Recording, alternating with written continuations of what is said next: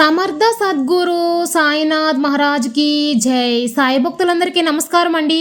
అందరూ ఎలా ఉన్నారు ఫ్రెండ్స్? మన సాయినాథుని దయ వల్ల అందరూ సంతోషంగా ఉంటారు అని మనస్ఫూర్తిగా కోరుకుంటూ ఈ వీడియో స్టార్ట్ చేయబోతున్నానండి. ఇక ఈ రోజు వీడియోలో మనం చూడబోయేది ఏంటంటే అది బాబా గారి అడ్వైజ్ అండి. బాబా గారు మన కోసం ఒక మంచి అడ్వైజ్ అయితే తీసుకొచ్చారండి. అది ఏంటి అంటే, నీ మనసు వెతుకుతున్న ఒక మంగళకరమైన వరం అందించబోతున్నాను బిడ్డ, తప్పకుండా ఈ వరాన్ని నువ్వు అందుకో తల్లి అని చెప్పి బాబా గారు మనకు ఒక మంచి సందేశాన్ని తీసుకొచ్చారండి. అది ఏంటి, బాబా గారు ఆ సందేశం గురించి ఏం చెప్పబోతున్నారు అని మన సాయినాథుని మాటల్లోనే విందామా. బాబా గారు ఏం చెప్తున్నారంటే, ఈ శుభకరమైన రోజున నిన్ను వెతుక్కుంటూ వస్తున్న మంగళవరం అందుకో తల్లి. నా తరపు నుంచి వస్తున్న సంకేతాలను సందేశాలను అందిస్తున్నాను కదా, ఇవన్నీ నీ జీవితంలో ఫలించబోతున్నాయి అనడానికి నిజమైన సంకేతాలు 100% ఇది శాశ్వతం బిడ్డ. నా అన్ని మాటల తర్వాత నెరవేరుతాయా ఫలిస్తాయా అనేది నీ చేతుల్లోనే ఉంటుందమ్మా. నీ జీవితంలో నీకున్న పెద్ద అడ్డుకట్ట ఏమిటో తెలుసా తల్లి? నీ మనసు నువ్వు ఎప్పుడూ కూడా ఏం చెయ్యాలి అంటే, ఏదైతే నువ్వు కోరుకుని తప్పకుండా నిన్ను చేరుతుంది అని, కోరుకున్నది దక్కుతుంది అని నమ్మకం పెంచుకోవాలమ్మా. జీవితంలో ఎదిగిన వాళ్ళను చూడు, ఇలానే ఆలోచిస్తారు. నీకు నేను చెబుతున్నది కూడా అదేనమ్మా. నీ కష్టమైన పనులు కూడా ఇష్టంగా మార్చుకుని చూడు, నీకు అన్ని కష్టాలు తీరి ఆనందంగా ఉంటావు. నువ్వు ఓపికగా వెనకంజ వేయకుండా నమ్మకంగా ఉండు తల్లి. ఇది కొంచెం కఠినమైన విషయమే, సులభంగా చెప్పేశావు బాబా, కానీ ఓటమిని అంత ఈజీగా ఎలా చేర్చుకోను అని అనుకుంటున్నావు కదా. కొద్దిగా ఓపికగా వినుబిడ్డ, నీ కష్టం కనపడకుండా పోతుంది. ఒకటి మాత్రం నమ్మమ్మా, నీ బాబాని కాదని ఏది జరగదు.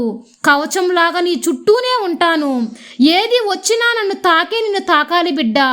నన్ను తాకగల శక్తి ఈ లోకంలో పుట్టలేదు. ఒక్కసారి ప్రయత్నించి చూడు, ప్రయత్నం లేకుండా ఏది రాదు, ఏది జరగదు కూడా. ఇంకొక విషయం ఏమిటంటేనమ్మా, నువ్వు ఎవరి గురించి కూడా దిగులు పడని అవసరం లేదు. నువ్వుగానే ఉండు. ఈ లోకంలో 10 మంది అంటే 10 మంది మెచ్చుకుంటారు అనుకోవద్దు. దేనికి కలత చెందవద్దు. ఇది నిజం.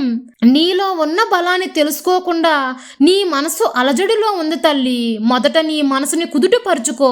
నీలో ఉన్న ప్రతిభను బయటికి తీయి. కొందరు నిన్ను ఇష్టపడతారు, మరికొందరు నిన్ను ద్వేషిస్తారు. కానీ ఎవ్వరి గురించి ఆలోచించవద్దమ్మా. ఇది నీ జీవితం తల్లి. నీ జీవితం నువ్వే జీవించాలి. ఒక్క విషయం తెలుసా, నీలో ఉన్న ప్రతిభ నీకే తెలియకుండా ఉంటుంది. ఇంకొక విషయం ఏమిటంటే, నీ చేతులను వదలకుండా నీ బాబాని పట్టుకునే ఉంటాను తల్లి. జీవితంలో ఒక పెద్ద విజయం ఎదురు చూస్తుంది బిడ్డ. నీకైనా గెలుపు నువ్వు ఇంకా గెలవలేదమ్మా. నా వల్ల అస్సలు నమ్మలేకుండా ఉన్నాను అనుకుంటున్నావు కదా. ప్రయత్నిస్తుంటే తప్పక గెలుపు నీ సొంతమవుతుంది తల్లి. నీ మనసుని నా పాదాల చెంత సమర్పించు. నీకేం కావాలో అది నేనిస్తాను బిడ్డ. ఎప్పుడూ కూడా నా అనే మాట కాకుండా మంచిదో చెడ్డదో నా బాబా చేస్తున్నారని చెప్పుకుంటూ ఉండు. నీ కష్టాన్ని నీ బాధని నా పాదాల చెంత ఉంచావు కాబట్టి ఎప్పుడు నిన్ను కరిగిపోనీయకుండా, బాధల్లో కూరుకుపోనీయకుండా నా భక్తులను కాపాడుకుంటూ ఉంటాను తల్లి. అలాంటిది బాబా అని పిలిచే నిన్ను రక్షించకుండా ఎలా ఉంటాను తల్లి? నీ చేతులు మాత్రమే కాదు, నీ సాయి చేతుల్లో నీ చెయ్యి ఉంది. భయపడని అవసరం లేదు బిడ్డ. ఇంకా చెప్పాలంటే నా చేతుల మధ్యలోనే నీ చెయ్యి ఉంది. ఎలాంటి సందర్భంలోనూ వదలను. నీకైనా మంచి కాలం ఆరంభమవుతుంది. నీకు ఇక రాజయోగ కాలం వచ్చేసింది తల్లి. నా దగ్గర ఆశపడిన కోరిన విషయాలన్నీ నీ దగ్గర చేరుస్తాను. వేదనలో ఉన్న సంతోషంలో తాండవం చెయ్యి తల్లి.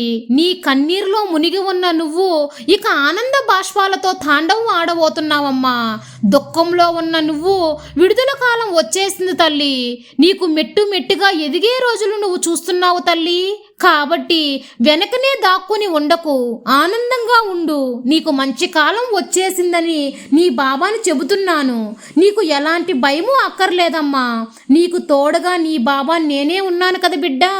నీ సాయి మీద నమ్మకంతో ఉండు, అంతా మంచే జరుగుతుంది. నీ సాయి తండ్రి ఎల్లవేళలా నీకు తోడుండగా నీకు భయం ఎందుకు బిడ్డ? సర్వే జనా సుఖినో భవంతు. జై సాయిరాం.